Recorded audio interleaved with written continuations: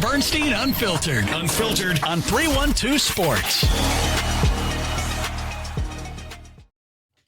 Welcome to Dan Bernstein Unfiltered here on 312 Sports on this Wednesday in Chicago. I'm Dan Bernstein, our executive producer, Matt Abaticola, alongside, and we've got a ton to do today. We've got a lot of Cubs stuff. Baseball is top of mind for today for a lot of reasons.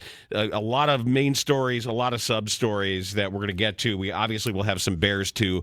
And importantly, a significant, frightening update regarding radioactive shrimp. And you know that this is your place, that Dan Bernstein Unfiltered is your place to get all of the latest and the most significant information on our ongoing battle with the menace that is radioactive shrimp. Well, how far along are you in the process to become Shrimp Man? Well, we need Have to... you consumed any yet or no? We need to debate this because this may change the calculus on shrimp man, really? shrimp woman, shrimp person, shrimp people, about how this needs to be managed. And then we're going to have to figure out perhaps how to incorporate shrimp people into our world. Everything's changing. Yeah, and if were I a politician, I would be courting the shrimp person vote at this point, because I do think that we are going to have a significant number of people who are at least half shrimp. So now we've completely reversed our thought process. I know. Let me get. I'll get to the we'll news get to later. it later. Oh man, I'm excited now. We're going to have to talk all of this stuff out. All right. So what a shitty loss last night for the Cubs. Yeah, man, that's not good. I believe it was their biggest blown lead of the year. That's correct. Up 6-1, and I was in and out of the car. I was driving around, and I saw it on TV because I was stopped at a light. You know that great feeling when you're stopped at a light in the city, and there's a bar with a bunch of big screen TVs on it, and it's a long light. You can kind of just watch the game. Watching the game? Yeah. Nice. I was just going to watch the game. And then I get a text from Zoe. She says, "Can you pick up my prescriptions?" And I go to Walgreens, and I run. I'm like, "Yeah." And I got a frozen pizza in the back, so I have this ticking timer in my head. It's like, I don't want the pizza to thaw, and I was getting all nervous. So, you probably had the heat on in the car. No, I didn't have the heat on in the car. I was just worried that my pizza was going to thaw. So I run back in, and I go to the back of the Walgreens, and then the rolling thing is down because it was break time. Damn it. They were like on dinner break? Yes. Okay. So then she's like, 7:15 it's going to open. So it was 6:58. Like, all right, I got to run the pizza home because I got to get the pizza in the freezer because I don't want the pizza to thaw. Yeah. Because I'm freaking out because that's like... Right. I mean, you'll eat day-old meat, but you're concerned about a pizza that thaws. I get it. It's part of my thing. Yeah, I get it. You know that I'm on the OCD spectrum. I get it, man. So it makes sense. So I raced home, and Zoe goes, "Where are my prescriptions?" And I said, "Well, I haven't gotten them yet." She said, "What do you mean?" I said, I came home just to put the pizza in the freezer." And she said, "What the hell is wrong with you?" She said, "So why wouldn't you just cook the pizza from whatever state it was in and just change the time?" It's a fair question. And I said, "I don't want to answer that right now. Okay. I have to go." And I ran back out, and then I listened to the car when Ian Happ doubles into the gap, and a couple of runs score, and it's 5-1. I'm like, oh, okay. This is easy. Maybe I don't have to even watch the whole game. They'll put this out. So I was even looking around to see what else to watch. And then I flipped back, and I thought, oh, God, because Shawshank Redemption was on. I thought maybe I'd Shawshank myself. Yeah. As I'm flipping. I was going to watch the Kimmel monologue. I didn't stay up late enough to watch it because once the Cubs game was over and I felt bad and I ate a bunch of ice cream and I went to sleep. I recorded it because I knew I wasn't going to be up late enough to watch it. So I'll check it out later today. I can tell you something, though, and you can share this with your daughter. Yes. It's crucial to cook a frozen pizza while it's in its frozen state. It really is because You're taking my side in this. Yeah, because I have a lot of experience with cooking pizzas, and I have my boys love the little mini frozen pizzas, the home run-ins. And I've done it where I've taken it out of the freezer and tossed it in the oven while it's still getting to temperature. Mm-hmm.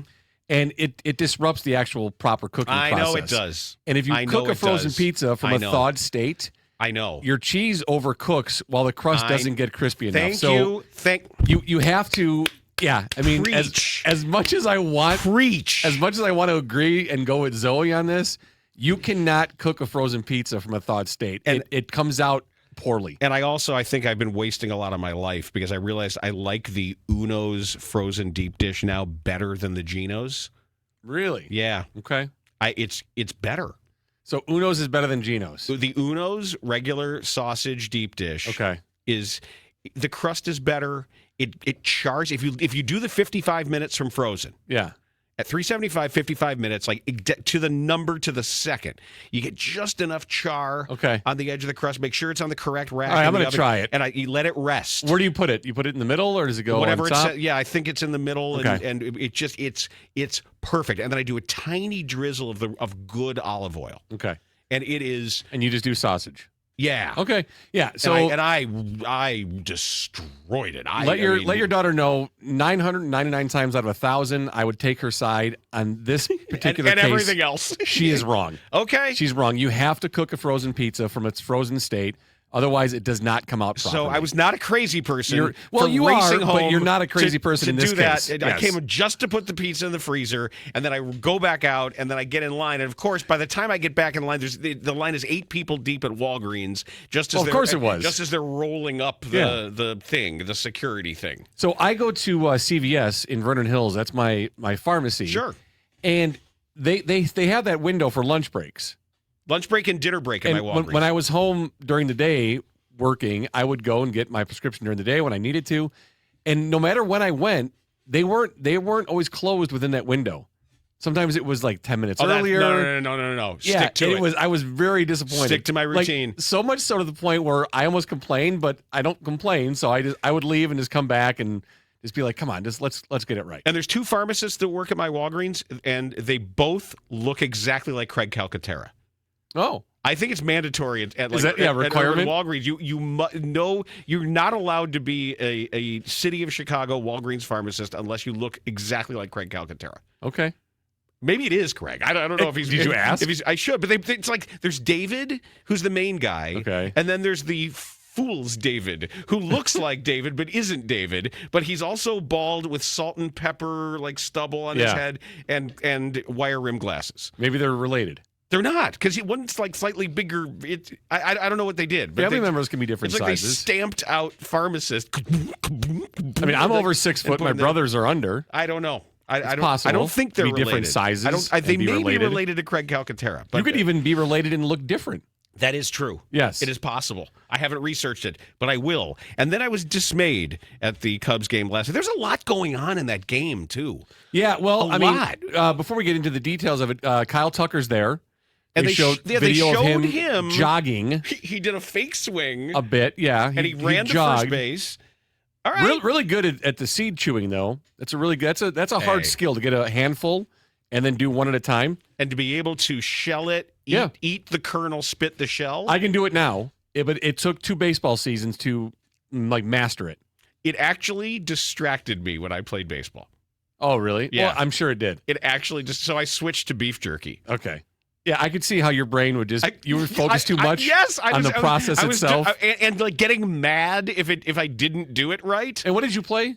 Well, it depends on how high a level. Okay, the higher the level, the further away I got from anything. I was in with good players. You were never a catcher, an outfielder. Okay, I caught 1 inning. Okay, never again. Yeah, seeds and catching are bad. 1 inning, I got run over by a 275-pound offensive lineman, and that was it. I was done. Okay. I'm like, that's it. Someone else. Football is in catcher's gear. But no, he was an offensive lineman. Oh, but he was playing baseball. Was playing baseball at the time. Okay. Big, the nickname Tank. Say what they do in Deerfield. His nickname was Tank. All right, guys, we're gonna put football and baseball together. No, and he was so Bernstein, your catcher. He was so apologetic. Oh, really? Yeah, because he absolutely he had to pick me out from underneath the dirt and like shake me, and he's like, "I'm sorry." Like, Tank, man. Come All right, on. so you catcher for 1 inning, and then mostly outfield, though? I was so you're shortstop in summer league, outfielder in college. All right, so you're an outfielder in college, working on your seed process, fly ball hit to you, not paying attention. Yeah, trying to break the shell. Yeah, got a bad jump on it. Yeah. All right. Yeah, but the best thing about the outfield, the farting. All day, man. You could just do it in the infield. You can in the infield, but everyone's like, what's wrong with this guy? When you're standing out there in center field like this, it's all day. Yeah, we had practice Monday night. One of the kids on the defensive line, he farted, and I thought he crapped his pants. I mean, it's been done. Loud, sounded wet. Oh, yeah. And everyone just lost it from that. I was like, Seriously? Work it into a play. Fellas, come on. Work that into a play. Make that part of your cadence, or make that a secret. And that means like you flip the play, or that's a special hot read. So they showed Kyle Tucker. He jogged down to first base. Hopefully he can get in before the playoffs. And, Counsell said he'll be a DH, obviously, like we've talked about. Perfect. Yeah, I don't get it. I still don't get it, but, whatever. Oh, we got a compliment from a listener yesterday when we were talking about the possibilities of what the calf injury could be. Yeah. And we were working through the chronic versus the acute and worst case scenario. Yeah, and actually our friend, do you remember Polish Physician? I do. Polish Physician sent a note, and he's a sports orthopedist, and he just said really good differential diagnosis on the Tucker calf injury. Oh, good. So thank you. Yeah, he could have contributed that before we had that conversation. No, well, it would have been smart to share. It's a podcast. He's not like we're listening live. I know. Well, we talked about it. Come on. Be more proactive. Don't get mad at him. I'm not mad. No, we need our doctor friends out there to help us out. So it was actually a really interesting, exciting game when you knew that there was something at stake. Not clearly not as much at stake for the Cubs as there was for the Mets. And I've got Mets fans in my family who are living and dying with everything that goes on. Yeah, because now with that win, the Mets climb back into the 6th seed. They have a 1-game lead over the Reds and the Diamondbacks. So important game for the Mets. The Cubs are just helping out all these teams. They got the Reds in the playoffs with their 4-game sweep. Now the Mets with that win have jumped the Reds now. So they're a game up. Padres are just now a game and a half behind the Cubs for that 4 seed. So the Cubs are either 4 seed or 5 seed. I mean, they're obviously not going to fall down to the 6. That's not going to happen. Can't happen. So they're either going to host the Padres for 3 or travel to San Diego for 3. Hopefully it's a 2-game sweep for the Cubs. Either way, but they're going to either go to San Diego or host San Diego at Wrigley. Who is that big dirtbag reliever the Mets brought in who threw 100-mile-an-hour slide step? Yeah, he looks like he came out of the 80s. Yes. He 100%. He looked like Dick Tidrow. Stanek, right? Right? Yes, Ryan Stanek. Yeah. That they've got a bunch of guys like that, and I'll say this about Pete Alonso too. Pete Alonso looks like central casting for like veteran big first base guy. Yeah. And he's got a little stubble going. And I loved it too when he fell into the net and he had a smile on his face and he gets up and flips the guy the ball. He got really lucky because he didn't even hit cement. I know. That net kept him from hitting the ground. I know. Or the chairs. He was super lucky. Yeah. And he fell all the way through, and then he kind of grinned as he threw the ball to the guy who was guess waiting. what? Hold on to it, dude. Hold on to that ball. Come on, man.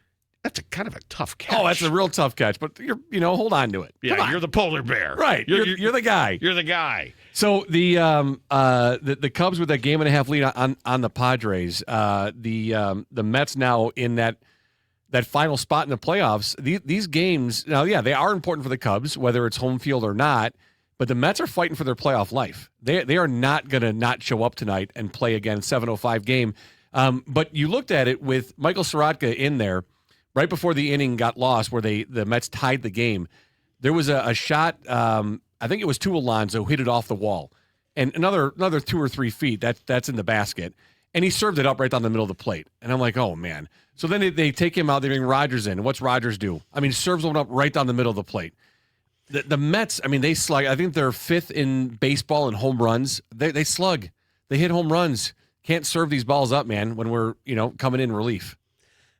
I wish they had a million Andrew Kittredges.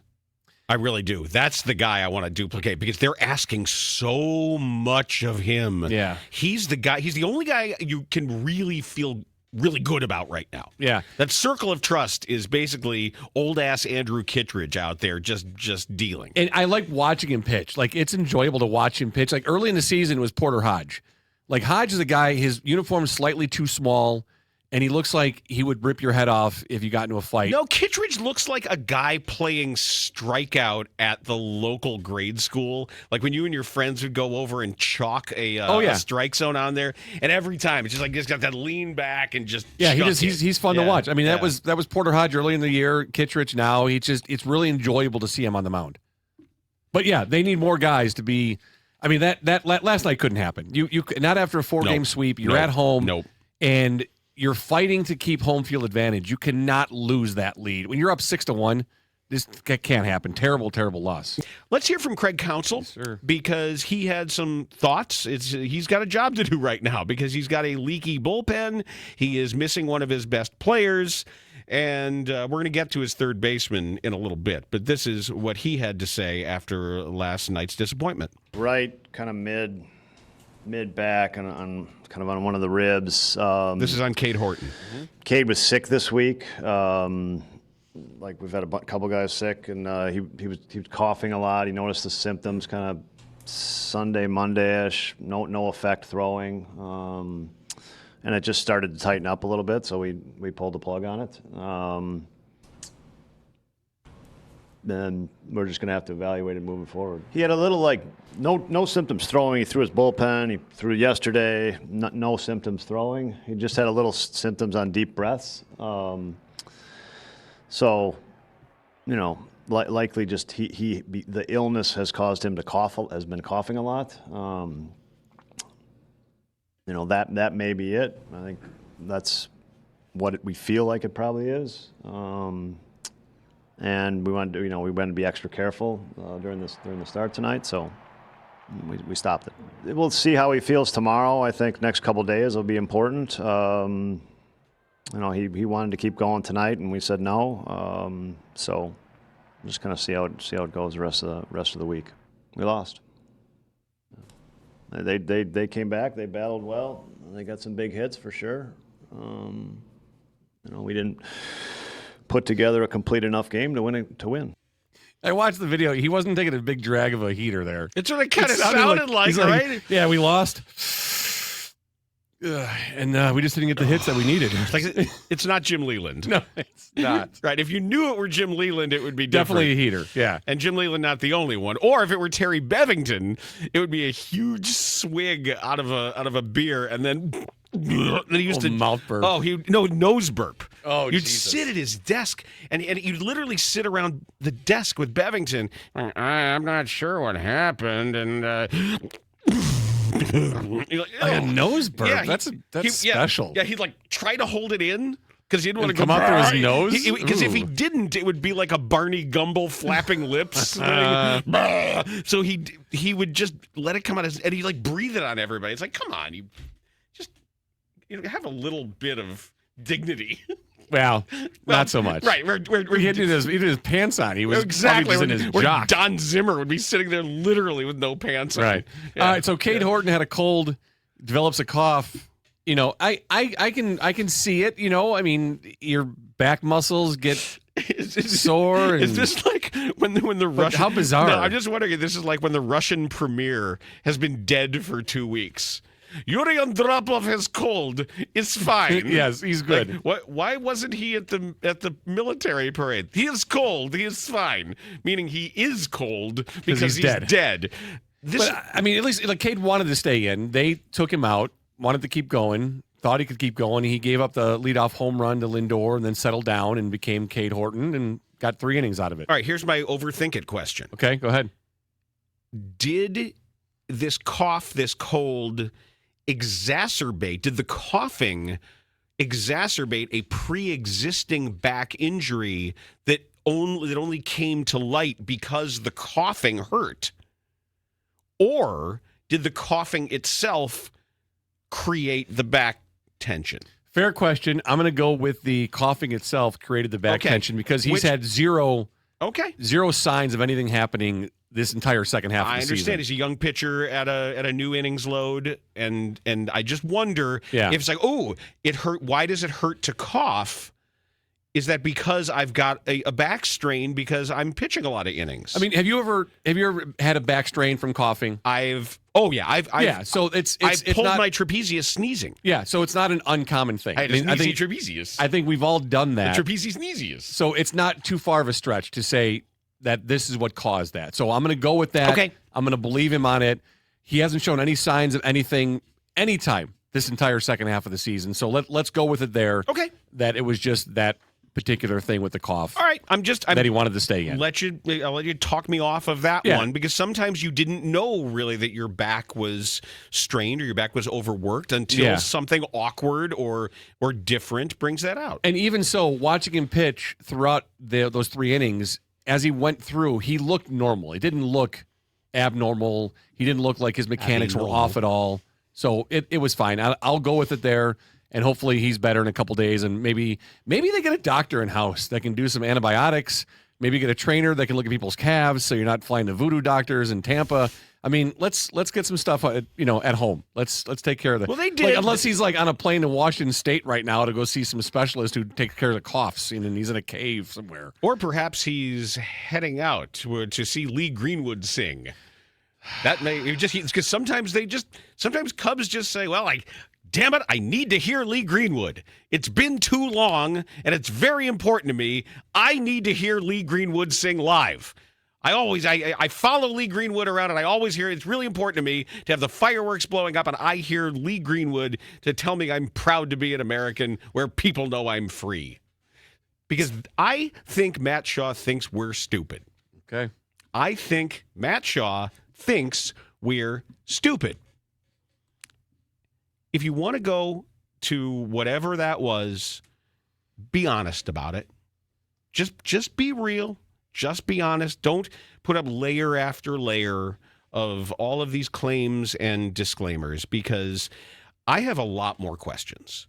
And kudos to him for answering questions, for making himself available to Megan Montemurro and presumably others, to stand in front of his locker and explain his decision to miss a game that may end up being important for his team. We don't know how important it's going to be, but it's a Major League Baseball game, and he's the starting third baseman, and he decided that he had someplace he wanted to be.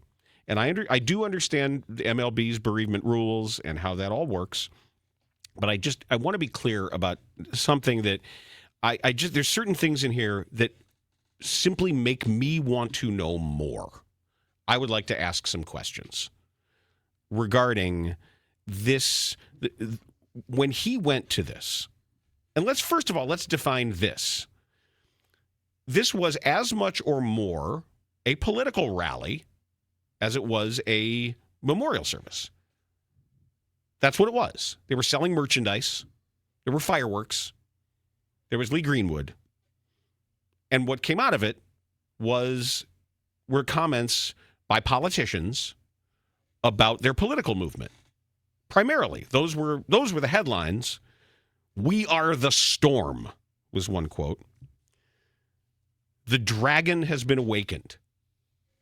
I don't know if there's another modifier for dragon, like grand, for instance, but they've awakened the dragon. And like I say, this is in a stadium with thousands of people, fireworks, selling merchandise, people taking smiling selfies with all this. You've seen all the selfies. So what I'm interested in is why specifically, rather than a private graveside service, whatever it may be, a wake, a shiva, and sharing these moments, why it was important to be at this particular political rally / service that was more important than whatever else he wanted to do. And here's the other thing that I don't understand. I'm going to ask. There's a lot. Let me just say, first and foremost, a lot that I don't know and don't understand. And I'm going to be completely transparent about that. That I did not know what the decedent was all about until I saw the South Park episode. Mm-hmm. I knew the name. I of course you know the name, but I had until I saw that South Park episode lampooning the whole thing. That he would go on campuses. I didn't know anything about that. Right, and he would take conversations and debate. And I did, even when Cartman showed up with the hair, I didn't get it. I needed to, okay, and I understand, okay, so that it's a specific person that he's being, and then that's him, that's what he does, and I put it together, but the most edification that I got out of all of it was the South Park episode, which is hilarious, by the way. Yeah. Absolutely hilarious. I can't wait till tonight. I absolutely cannot wait till tonight's episode. So if my ignorance, I will cop to my ignorance on a lot of this stuff because I genuinely do not know. And I have tried to educate myself as best I can and read up on of comments, videos, what was said, why it was said, etc. And I do know a lot more now. So Matt Schaus said he was personal friends with Charlie Kirk, and they texted all the time. And he said that he had not followed his content, the podcast, the videos, because he hasn't had any social media accounts. Now, if you're in touch every day, and if somehow this is connected to faith, I don't believe you. I don't think that's true. I don't think you need those social media accounts to know what a person believes and what they're proud to stand for. And that's also part of a personal friendship.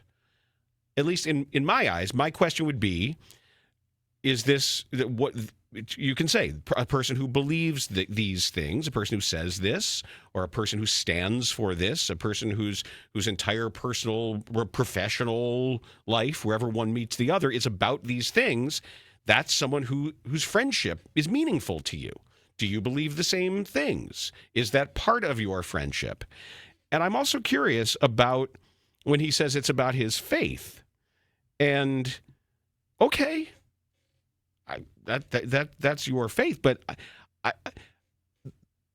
I don't know any faith in particular that codifies saying that black people are inferior or that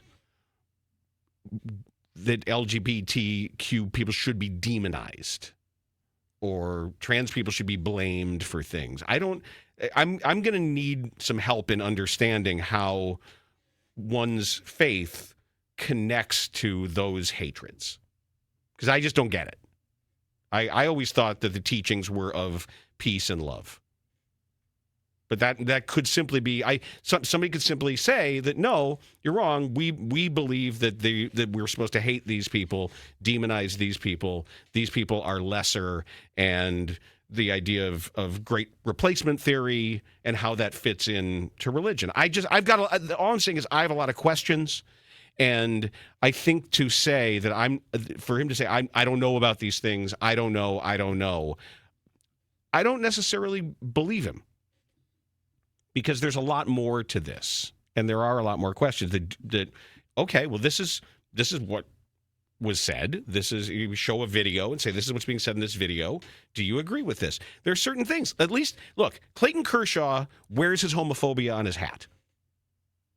There are a lot of baseball players. I won't wear the pride thing. And we know who they are. And they can say, yeah, I don't do that because that being tolerant of these people goes against my personal interpretation of my faith. All right, well, they claim it. They know who they are. I know Clayton Kershaw is one of the greatest pitchers of all time and a piece of garbage for a lot of the things that he believes. Okay, I know that. Just don't pretend to be in the middle here. Don't say, I have to be at this rally, but I don't know about any of these things.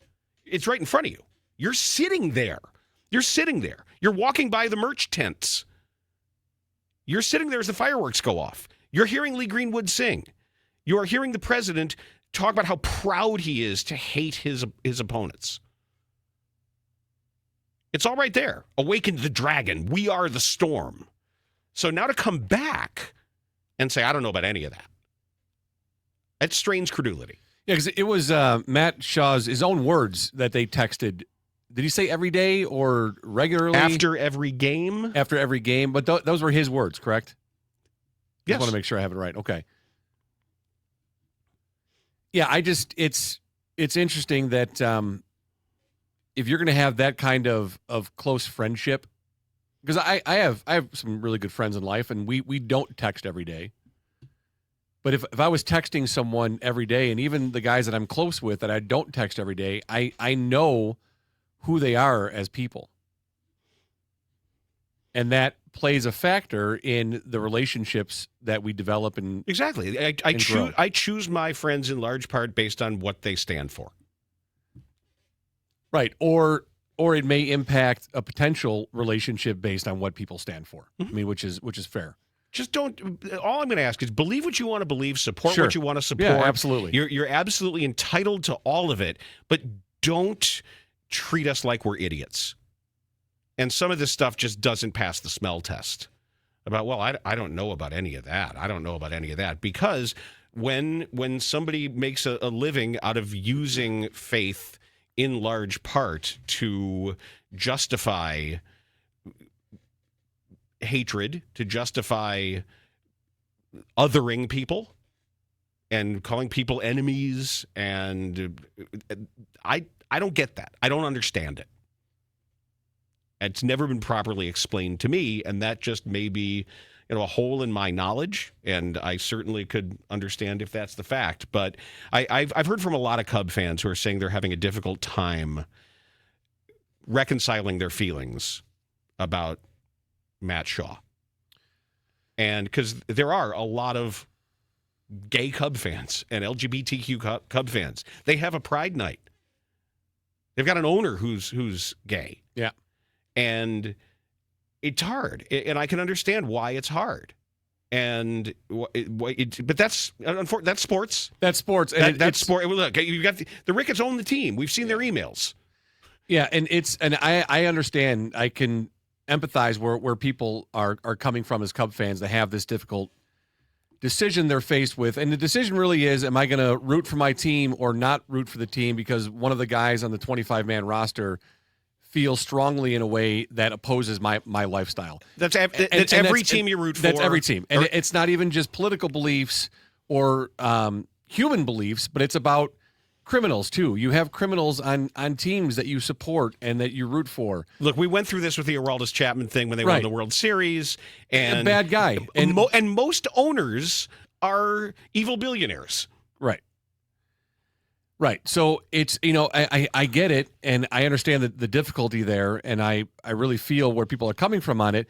So, you don't wear a Matt Shaw T-shirt jersey. You don't buy the Matt Shaw jersey. Maybe you don't stand and applaud when it's up to you. It's up to you, right? It's what you want to do. But it also doesn't mean that you need to stop supporting the team that you love, because it's sports, and sports are an escape for us to get away from, unfortunately, some of the evil, bad things that you might face as a member of that particular community. So, and I can say this: I have the ultimate hypocrisy when it comes to football fandom.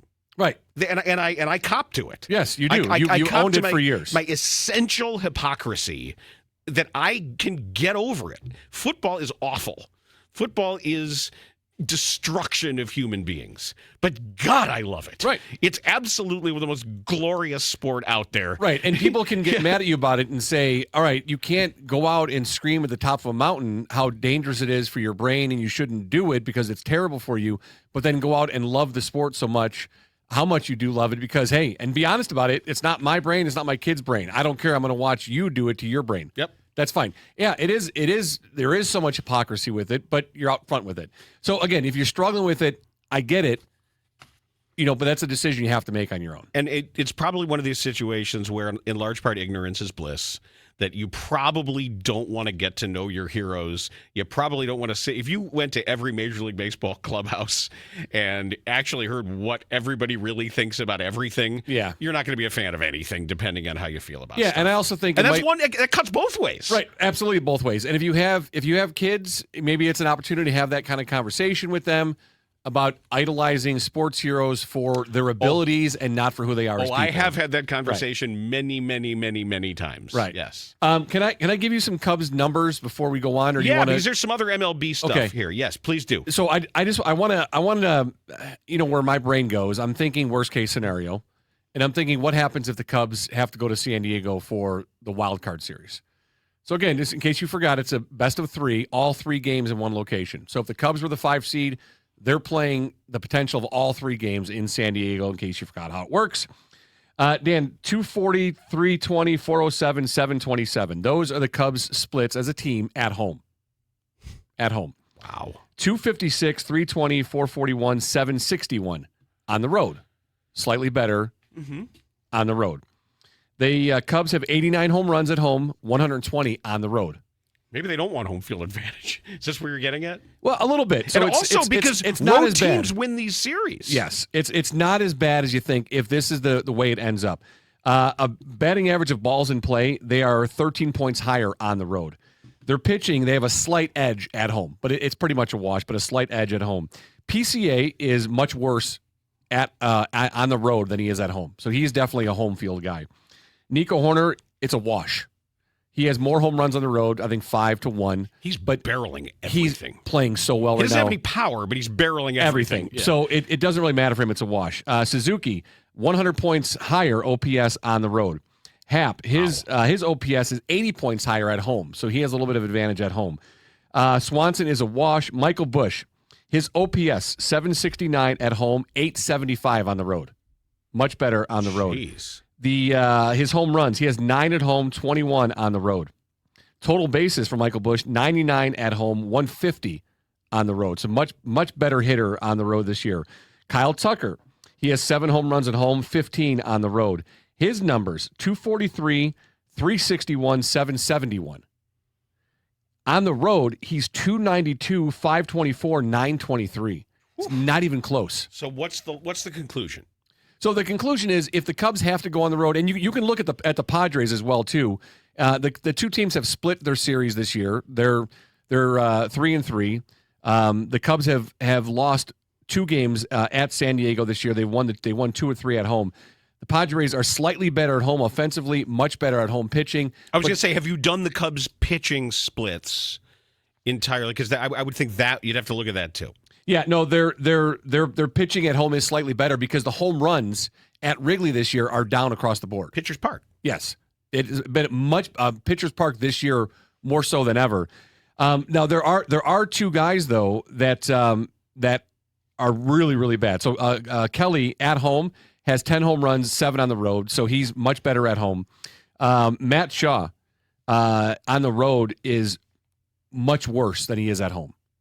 So those are 2 guys that really, really, and PCA too, that really need to play at home. But overall as a team, offensively, it's going to be fine. It's going to be a really good matchup. As you see, they're 3-3 right now against the Padres in the season series. So if it ends up where the Cubs have to go to San Diego, not ideal, but also not the worst thing, particularly for Michael Busch and Kyle Tucker, who are extremely better on the road this year with the power numbers.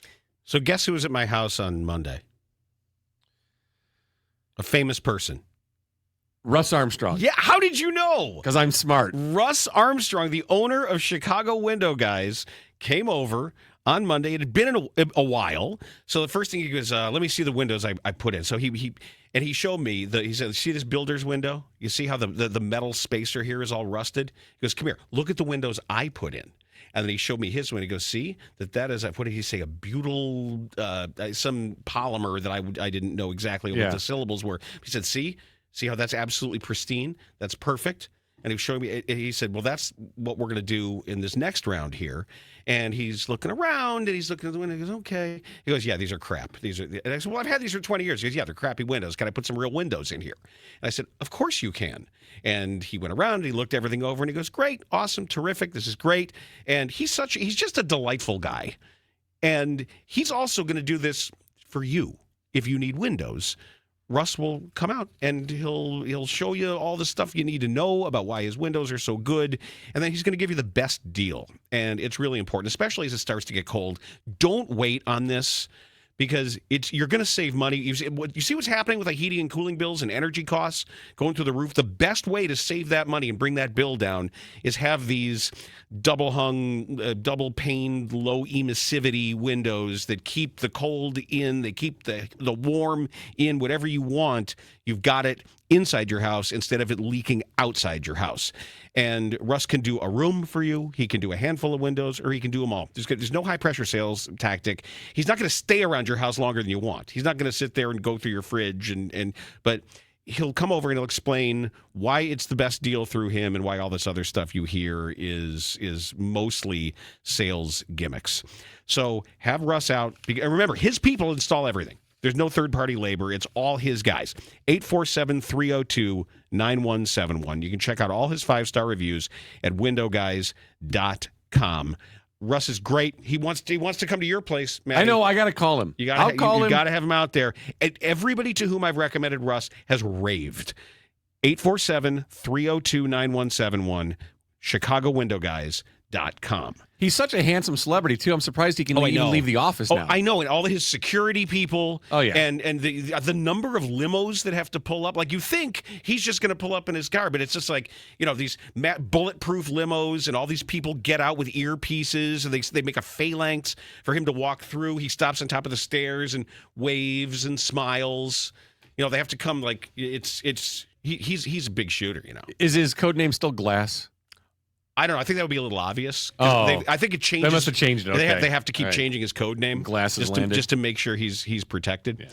Yeah. So here is a list of the largest deficits ever overcome to tie or take a lead in a division. Oh boy, this is from division or the league. So going back to 1900. So modern era of baseball. Correct. Okay. What you know is the modern era. This is thanks to the great Sarah Langs.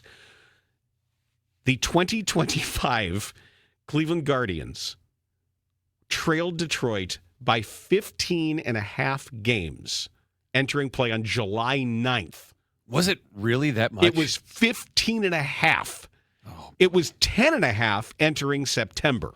So congratulations to the 2025 Guardians, who now, with the tiebreaker, the record is tied, but they technically have the lead per the tiebreaker. The 1914 Braves won the league after being 15 games back.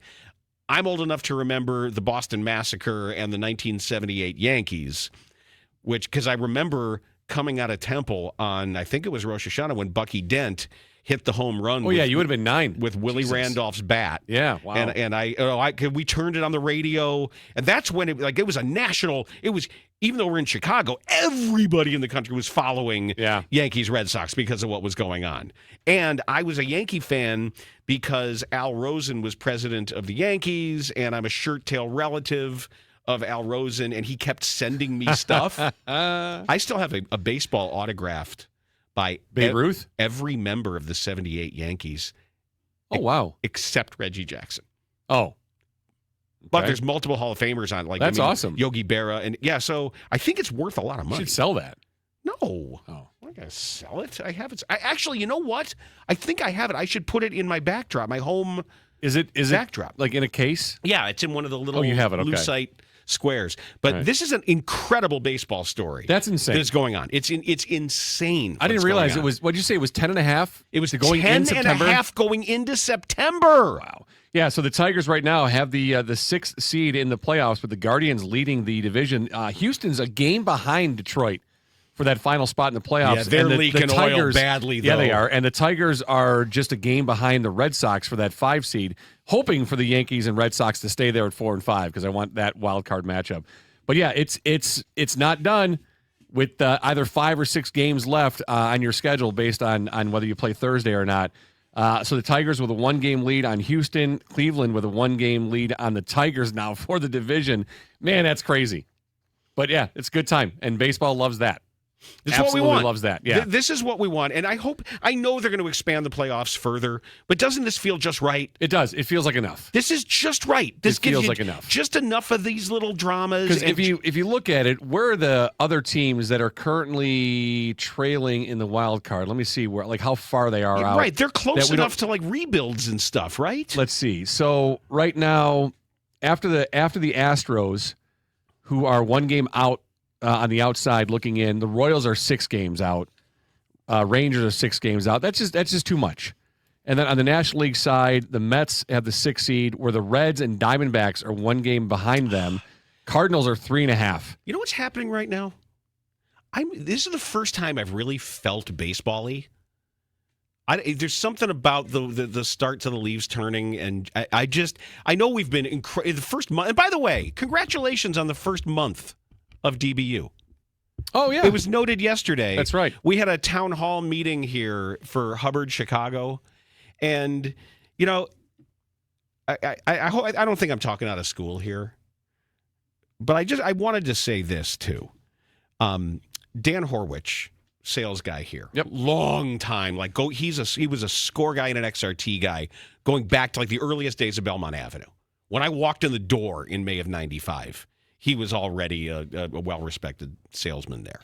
And he's doing the same work here now at Hubbard, Chicago. Looks the same, too. I know. Bizarre. Because he's always looked like he's 60. His hair is a little grayer, but he's always looked like that. He hasn't aged. He did age a he long may time have ago. died years ago on Belmont. He's long dead. And they just still drag him around into sales meetings and on calls with clients. He doesn't say much, does he? No, he's fine. No, he's good. He's good. He's great sales guy.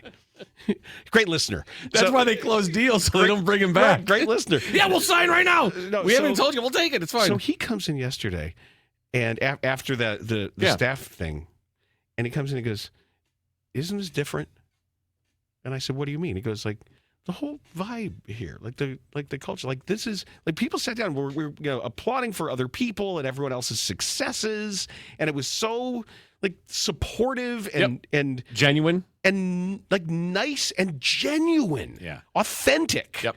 Like you believed everybody. Yeah, it was really nice. We celebrated 3 of our colleagues here, 45 years in the industry, 25 years here at Hubbard. Yeah, our chief engineer, Kent Lewin, who was Jonathan Brandmeier's built studios for Brandmeier. That picture of him and Johnny B. That's my guy. That was so mustache just seeing Johnny B too. Seeing that was really special. Yeah, just and all of these old you see like reel to reel tape recorders in the background and all this stuff. But the fact that he was the guy that made the Johnny B studio sound, multiple studios, and then Stephen Gary. He was in the picture with Stephen Gary.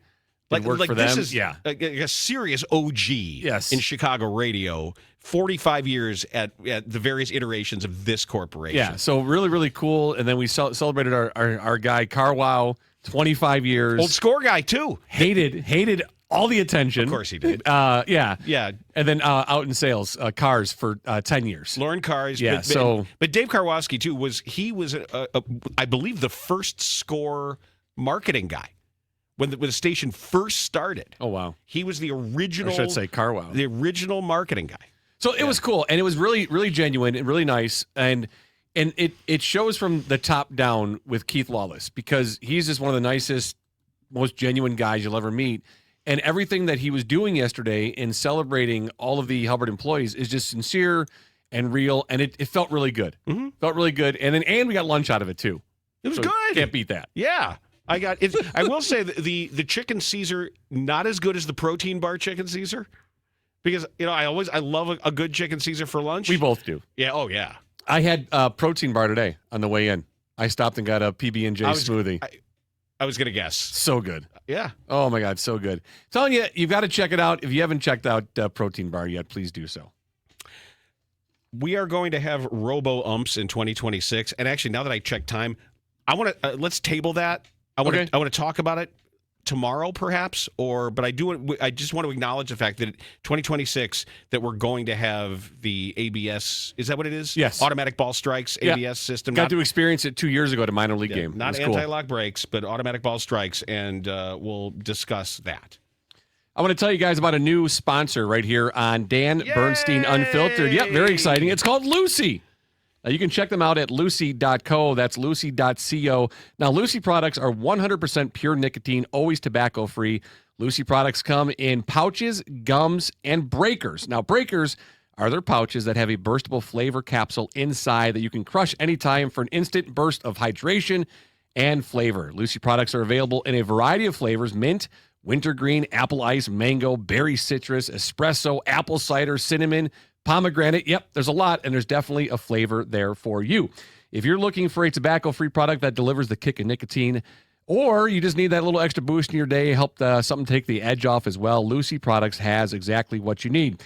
Let's level up your nicotine routine with Lucy. Go to lucy.co/DBU and use promo code DBU to receive 20% off your first order. Lucy has a 30-day refund policy in case you change your mind. You can even set yourself up with a subscription and have Lucy delivered straight to your door. So don't wait. Order your Lucy today. Whether it's gum, pouches, or breakers, use promo code DBU for 20% off your first order. Go to lucy.co/DBU now. And here comes Dan, the fine print. Lucy products are only for adults of legal age, and every order is age verified. Warning: this product contains nicotine, and nicotine is an addictive chemical. You said you had a Bears note for us before I get on to our radioactive shrimp update. Yeah, just real quick, because we will talk more Bears Raiders on Forward Progress. A lot more. I want to ask you a question. Do you remember the last time the Bears and Raiders played? Wasn't all that long ago. Yeah, yes and no. It was 2 years ago. I got visual memories of it, and I think that's when I made. I had a pretty clever tweet. I remember. Didn't they have a tight end named Moreau? Is it Ethan Moreau? Is that his name? Let's see. And they said that he had. There was a one-on-one matchup with a linebacker, they said he was out on an island, and I said they left the linebacker on an island with Ethan Moreau. Oh boy. And I was patting myself on the back. So it's funny when you said, "Look how cute! Look how adorable! Look at my precious tweet." When you said that you made, I thought you remembered the dish you made during this game, and I was going to be really impressed. But no, the Bears won. So it was October of 23. The Bears won 32-12. Do you know who started for the Bears that game at quarterback? At quarterback in 2023, was that I don't know. It was a Tyson. It was a Tyson Bagent game. Yeah, 21 of 29, 162, had a touchdown, no interceptions. All right. Do you know the leading rusher for the Bears that game? No. It's just funny you're looking at the roster now. Donta Freeman. Oh, my God. Dante Freeman. 89 yards rushing on 16 carries. A complete memory hole. Yes. When I looked at the box score, I was like, Freeman was the running back. Dante Freeman. Yeah. Ugh. You know who? There's going to be guys on this team we say that about, by the way. I promise you. There'll be guys on this team that if you give it another 2 years, we're going to be like, oh my God, yeah, that guy. There's sometime we'll have to get into it because I compiled my list of guys currently on the 53-man roster that will not be here when the Bears are competing for a playoff run. I'll tell you that. You know who the leading receiver was for the Raiders that game? Had 7 catches for 57 yards. Devontae Adams. Okay. So that was 2 teams ago for Devontae. Yep. Bears leading receiver with 8 and 54. Darnell Mooney. DJ Moore.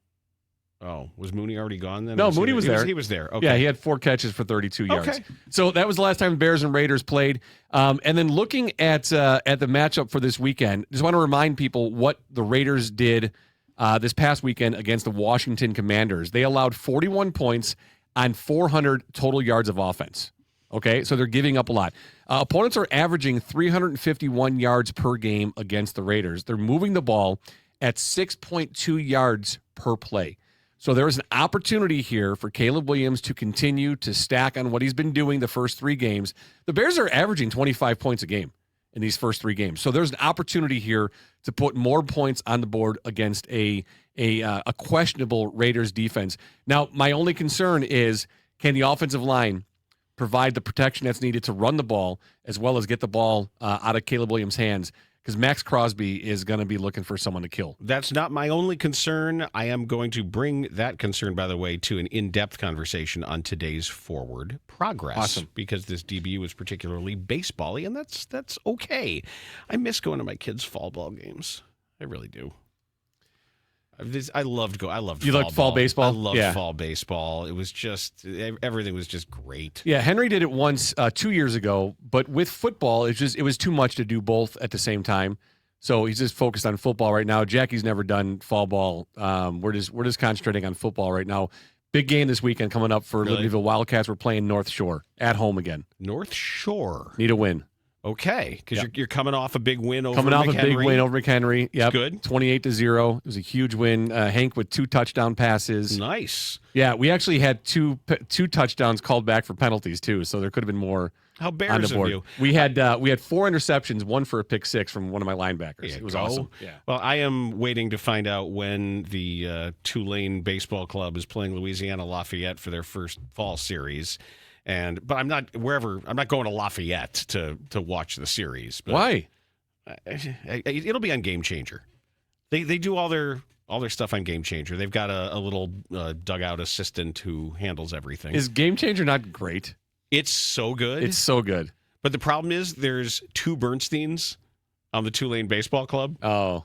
And I think the other one also starts with a J. Is it like Jared and J something? So I'm like, he's hitting? They let him hit? Oh, no. Okay. wrong Bernstein. Right. And what's great is that the Game Changer lady, her voice, she pronounces my last name correctly. Oh, Siri does not. Yeah, they Siri pronounce calls it. you Abatacola. Okay, well, in Game Changer, they do it right. Really, Matt Yeah, Abatacola. They don't say Abatacola. But in Italian, it would be. Would it be Abatacola or Abata or it is Abatacola, right? No. Abatacola? Yeah, It is Abatacola. yeah, That's what I thought. yeah. So Siri's got it right. Because remember, I got yelled at on the Viking cruise. We're checked into the hotel, and they put us all in a room, and the Vikings people are going over things. And she's doing a roll call and said my last name, and I said, "Oh, it's a Batacola," and she's like, "No, it's not. it's not." She corrected me. Really? Yes. That's awesome. And I was like, "Oh," I was super embarrassed. I was like, "Oh God." It's like what I did to the woman at Mariano's. I said, "I'll have some of the orecchiette." Oh yeah. And she said, "Oh, you mean orecchiette?" Yeah. I said, "Yeah, the orecchiette." I like. It's Italian for little ears. Yeah, but She goes, I know it's orecchiette. I'm Italian. Yeah, she was bothered when you walked up and said, "Scusi, boppity boop, boopity bob." Scusi, Yeah. orecchiette, per favore. But no, she's like, yeah, I know. I'm Italian. Yeah, it's so orecchiette. I got corrected on my own last name. It's and not felt like an Orecchiette. idiot. Yeah, and she actually waved her finger at me. She did the Kembo at me. Yeah. No. Yeah. A Seattle-based seafood distributor has expanded its shrimp recall due to potential radioactive contamination, according to the Associated Press. Aquastar Corp announced Saturday it is recalling nearly 157,000 additional pounds of shrimp. Oh, boy. After concerns that some products may have been contaminated with cesium-137, a radioactive isotope. The recall affects several Kroger-branded products, including nearly 50,000 bags of raw Colossal EZ peel shrimp, about 18,000 bags of Mercado cooked medium peeled tail-off shrimp, and more than 17,000 bags of Aquastar peeled tail-on shrimp skewers. Of those 35,000 bags of frozen shrimp, how many are in your freezer? I don't have any. Oh, okay. I don't have any because my favorite shrimp is the wild-caught red Patagonian shrimp. I love And you buy them those. frozen? Sometimes. Well, they're all frozen. Even the stuff in the case. Oh, it's frozen. They yeah. just take out of bags and put in there. There's no in Chicago. You're not getting anything like fresh unless you're paying for it. Well, unless you go to a fishmonger. The products were sold between June 12th and September 17th at more than 30 grocery chains across the U.S. Kroger, Fred Meyer, QFC, Ralph's, Smith's, King Soopers, Fry's, Food for Less, City Market, Mariano's, Metro Market, Pick and Save, Baker's, Dillon's, Gerb's, JC, Payless Supermarkets, and Foods Co. The FDA said the shrimp could pose a potential health concern, although I believe RFK Jr. came out and said you should eat as many of them as possible. This is if people are exposed to low levels of cesium-137 over time. It is a byproduct of nuclear reactions. Okay, now we have to figure out how to deal with this because now there is a reasonable possibility of multiple people with a superhero origin story of becoming shrimp man, shrimp woman, shrimp boy, shrimp girl, shrimp person. Okay. Right? Yeah, and we decided that it should only be one and that it would be you. Yeah, but now Because we didn't need more than one shrimp person. I think we have to revisit this. Everybody's going to need uniforms. Oh, no. Yeah, we're all going to need like tight-fitting uniforms with an S and the ability to stretch in case shrimp people can be stretchy. But doesn't the whole idea of having more than one diminish the superpowers of shrimp person? Isn't that what we said? But maybe we're meant to work together. Maybe it's a puzzle to be solved. So humans and shrimp people. Maybe something. No, as a collective, once the shrimp people become shrimp people, then we'll somehow be able to intuit what our larger task is. All right. Well, I'm going to pick right now to stay human. If we're doing more, I would volunteer to be the shrimp person, but I don't want to be one of many. Why? I just don't. I'd rather stay human and see how we can work together. Maybe this is how we come together as a people. Maybe this is how we bridge the divide. With shrimp people, or we all become shrimp people? I'm saying that maybe that's how we get over our differences and we find common ground as shrimp people. Is through radioactive shrimp. Right. Okay. I'm just trying to be positive about this. Yeah, no, I get it. I'm really troubled by And then it. we can get Lee Greenwood and the fireworks, and we can all gather together as shrimp I'm people. proud to be a shrimp person. Where people know I'm wet, right? So and then we'll gather together as shrimp people for a giant unification rally. Now, I think doing this, though, also creates the opportunity for Lobster Man or some kind of evil villain to come through. Well, a lot of things eat shrimp. And pretty much everything. Yeah. Right? That's the problem. Yeah. Oh, like a giant flamingo man appears and Well, they eat brine shrimp. Take over the world. But reef sharks and all sorts of things eat Shark Man. Eat shrimp. Rays eat sharks. I'd never heard of excuse me, rays eat shrimp. Fred Meyer grocery before. Have you? I've never heard of Fred Meyer. It's just a guy's house. No, there's 3 locations in Illinois: Moline, Joliet, and Quincy. Which is why I've never Fred Meyer. heard of it because I've Fred never Meyer. shopped. Yeah. I got extra food. You want to buy it? So I thought, wait, was it something to do with Meyer, the No, store? not but it's M-E-I-J-E-R. Yeah, no. it's Meyer. Yeah, Fred Meyer. It's Fred. Yeah. You know Fred. He's the guy with the food. I guess, yeah. He's got at least 3 grocery stores in Illinois. Yeah. So congrats, Fred. Right. Good for Fred. Yeah. Happy for him. But get rid of the radioactive shrimp. Never heard. I'd love grocery stores though. As you know, I've the moment I get to a city where I've never been, I always love to go to a grocery store. Yeah, and I'm still mad at my Mariano's though in Vernon Hills because What happened? they rearranged everything again. It's the worst. And it's the worst. It's all different. It's like, an anxiety don't dream. Do that. It's an anxiety dream. Like I had it down, Dan, where like I would see people wander and I would say, strangers, what are you looking for? Ranch dressing, right there. I would tell them the aisle number. Yep. Now it's all different. It's real. I don't like it. I hate it. I don't like it at all. I know. There's no reason for it. Everything's fine. You don't need to make change just to make change. And then they rearrange not only where things are, but the stuff that used to be higher up, eye level, they've dropped it and they moved stuff up so that you see it quicker and faster. So that way you have to scan down to the products you want. Mm-hmm. I don't like it. Well, then you bring a kid with you. And No. The kid sees everything at kid's eye level. Well, they're tall now, but grocery shopping is That's a true. Your getaway. kids are tall. I never. It's a peaceful time for me. I like it. I don't want to bring kids. Wander around, maybe go by the hot bar, grab a wing. Well, no, because it's now I can make my I used to make my grocery list based on the aisles. So I would just write things down, so I knew, so I could go write down what I was getting. I wouldn't have to backtrack or do anything like that. But now it's all different, and I'm mad about it. Get it back the way it was. Damn it. If you're waiting for Sunday to start betting, you're missing half the fun and half the money because college football's already cooking. Meanwhile, you saw that the number 1 Heisman guy, Your guy. he's out. Oh, is he really? He's hurt. Oh no. Yes. His feelings or No, Josh Mateer. Yeah, what happened? He hurt his hand. He's out for a month. Oh no. But college football's here with upsets, blowouts, wild covers, and my book. Is it John Mateer or Josh? John Mateer, I think. Maybe J. Josh. Maybe Josh is fine. J. Period. Also, John Mateer. John Mateer. John Thank you. Mateer. And so he had hand surgery. He had surgery on his throwing hand. That's bad. But they said he'll return this season. But that's not good. Maybe your guy Diego Pavia will make it into the Heisman hopefuls. I hope so. You think? Maybe they get a special award for Diego Pavia just being Diego Pavia. He should get like the Man of the Year award. Just because he's awesome? Yeah. Okay. Yeah. We'll he's nominate awesome. it. I don't have a vote for that. I have a Heisman vote. I do not have how about if we start it? I'll give you a vote. The Matabatacola Man of the Year? Yes. Okay. The College Man of the Year. I'll start it. I'll give you a vote. As long as you vote for Pavia. Well, because otherwise that's extortion. We could have a tie. But that's extortion. But you can't vote for someone else because we'd have a tie, and that'd be a bad thing. Well, maybe other people should be able to. Maybe all shrimp people should vote. Okay. Maybe only shrimp people should be allowed to vote for College Man of the Year. All right. Or College Shrimp of the Year. No. Because maybe the college player will also be a shrimp person. And that's going to be the market inefficiency. Do we know the superpowers yet of a shrimp? Oh, like we said, mantis shrimp can kick. Oh, that's right. So you'd have to grow a giant foot. Right. Yeah. Then be a kicker. You'd have one giant Be a foot. college kicker. Be like Gus the kicking mule. Yeah. Would we develop multiple arms then? Maybe. Do you have more than 2? Maybe, and if you're a langoustine, Because we already have multiple with the 2 that you we get have. the big. The langoustines have the big claws, right? Yeah. But is that technically a shrimp? It's a prawn. It's a right? prawn, and then these aren't prawns. Antennas, Yeah, little feelers. yeah. So that way you could feel the rush coming even in the dark. Oh, Yeah, extra cents out there before you get eaten by a reef shark. I don't know. I'm not sure how it happens. I'm taking it all under advisement. And that is Dan Bernstein Unfiltered.